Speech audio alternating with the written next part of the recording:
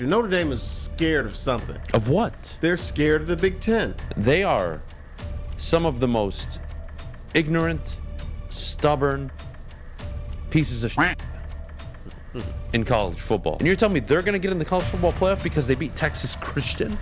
What? They beat Navy? The world changes, and if you don't change with it, guess what? You get trampled. So before we get into the details of how much they want, why they want to stay independent, I do believe, and by the way, they have the number one rated recruiting class as of right now for 2023. I could be wrong, it might be 24. But as of right now, they are recruiting at an insane level. They are spending upwards more than Georgia, even, LSU even, in terms of NIL.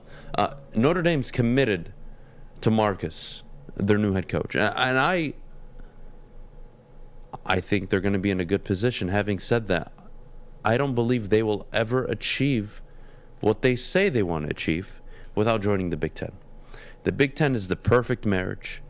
And if they look at the Big Ten, I know they're looking to get, $75 million from NBC to stay.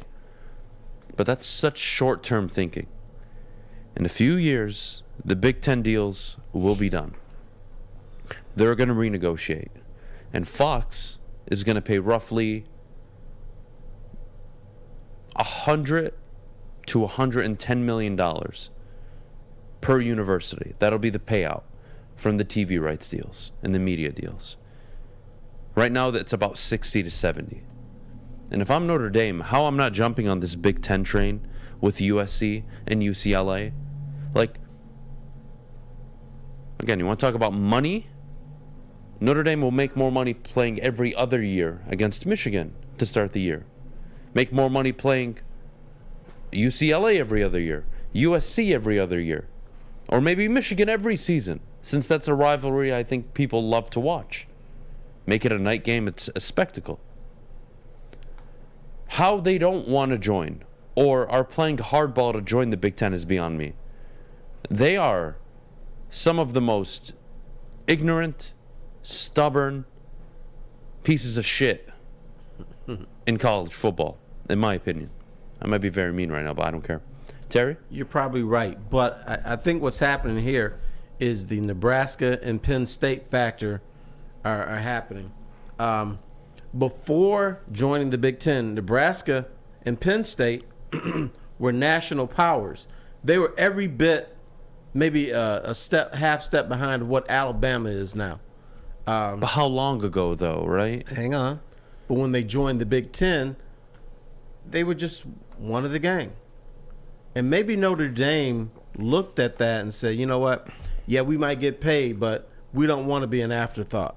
My question to you is, and I'll be fair, do I think USC, Notre Dame, Michigan, Miami, Oklahoma, now Bama because of Saban, Georgia, Clemson, these are the big jobs in the country? These are some of the top 10, top 12 jobs in the country? I do.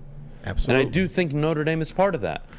I don't believe Wisconsin has ever been that outside of when they had success.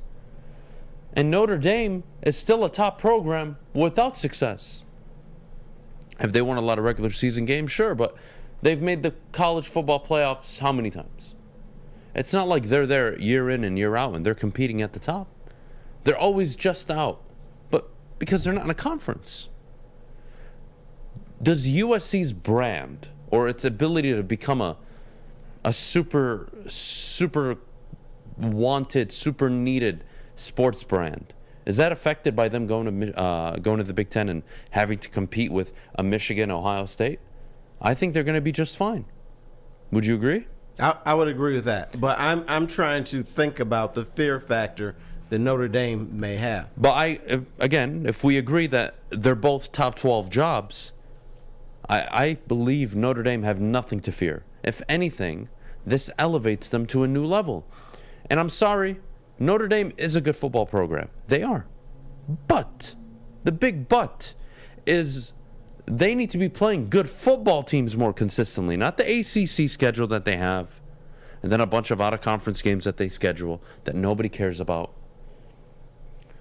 Beating Michigan in September, October, potentially Penn State every other year, Ohio State every other year.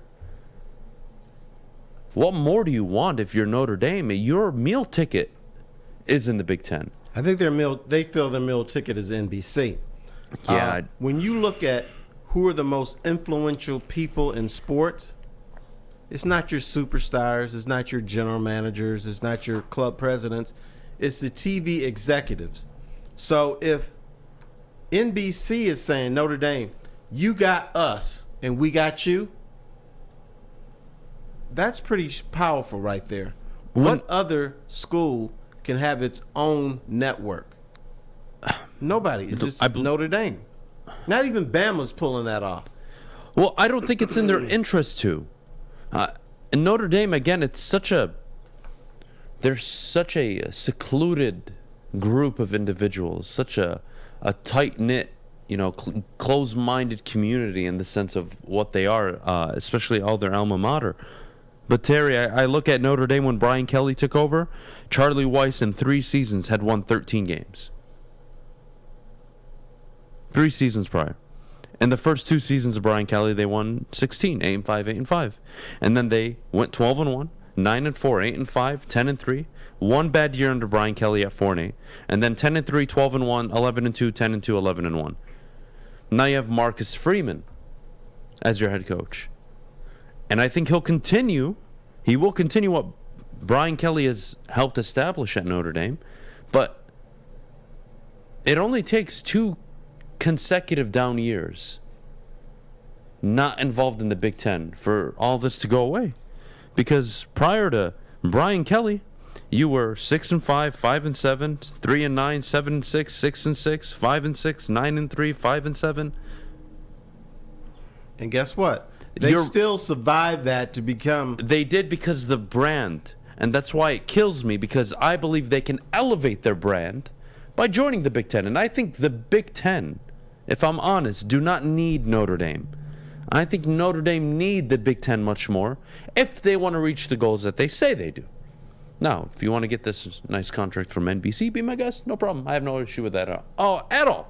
But don't complain like a bitch at the end of the season when people like me are saying, yeah, I'd rather have Oklahoma State, I'd rather have a second-place Big Ten team, a second-place SEC team over your stupid program in the college football playoff. Yeah, but who's going to get in? You may want something, but who's going to get in over the second-place Oklahoma State?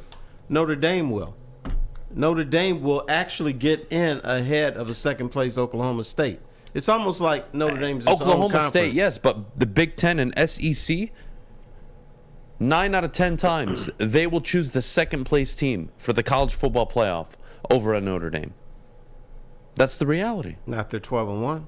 Not they're playing that chump schedule and win a bunch of games. But that's the thing. That's what this will continue to be, a chump schedule. And then they expand the college football playoff, let's say, right? We get to 12, 16 teams. And you have your super conferences. Wait, so you have super conferences, and me, I have to be fair.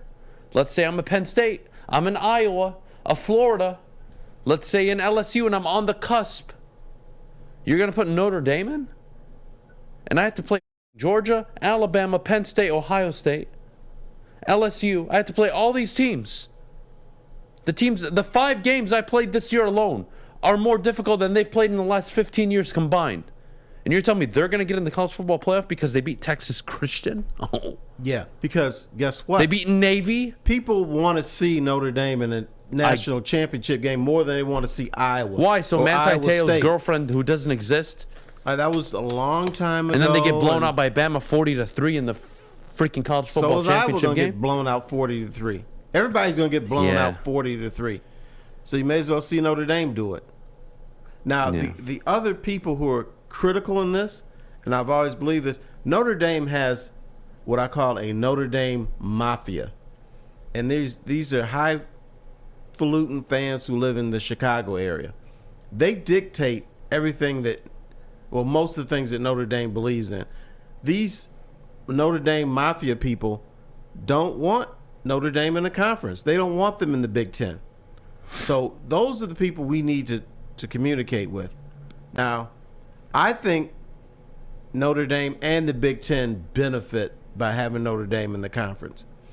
The Big Ten benefits because now all of a sudden you have another high-profile team that even if it sucks for a couple years, it's still Notre Dame. And that's my USC point. is still USC. That's my point. They have brand equity.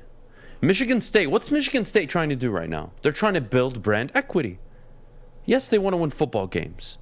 But more importantly, Michigan State is trying and wanting to become a program where any head coach would want to take a job there.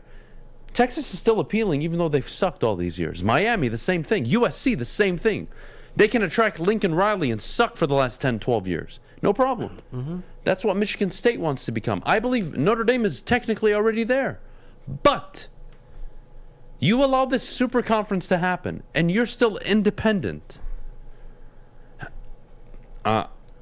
Well, maybe it's a joke to me. And if I'm the college football playoff committee, because you know what, Terry?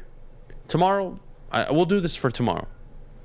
I remember last week you told me to come up with my proposed conference.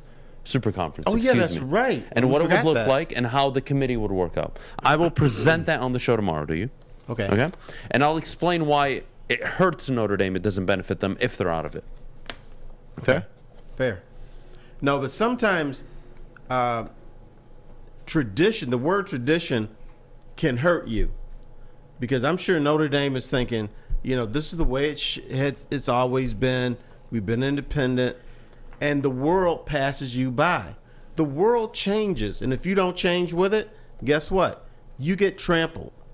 Because I knew people growing up in the day, I'm not going to use a computer. Well, guess what? They didn't use a computer, and they got passed over for jobs. They got passed over for promotions. They're all pissed off. But you did not elevate with the times. Things are different now. And Notre Dame appears to have that old school, we're old fart. No, it's not even old school. It's old fart mentality. We're old farts, and we're not going to adjust because you know what? We're freaking Notre Dame, and we don't have to do that. They won 11 games last year, and prior to their bowl game, they had the 37th ranked strength of schedule. Cincinnati, prior to their college football playoff game, had the 56th.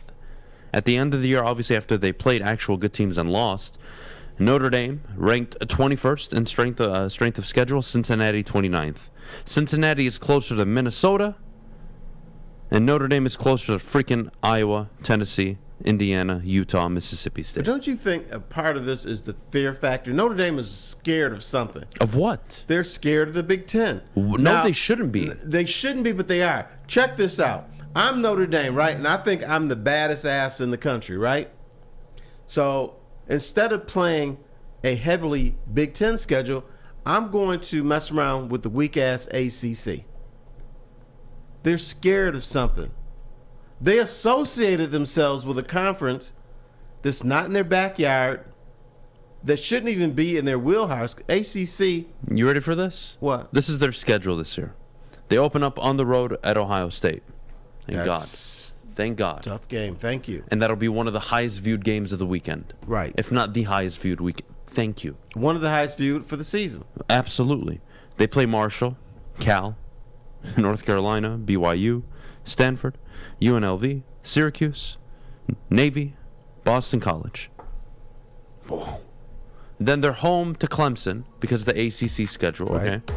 And then they're on the road to USC, who we would be laughing at if it was on the schedule prior to Lincoln Riley going there. Right. And they scheduled that prior to Lincoln Riley. So it's not like they went out and said, oh, we're going to play a Lincoln Riley football team. They don't want to play that game. They probably don't even want to play it anymore. But it's all good.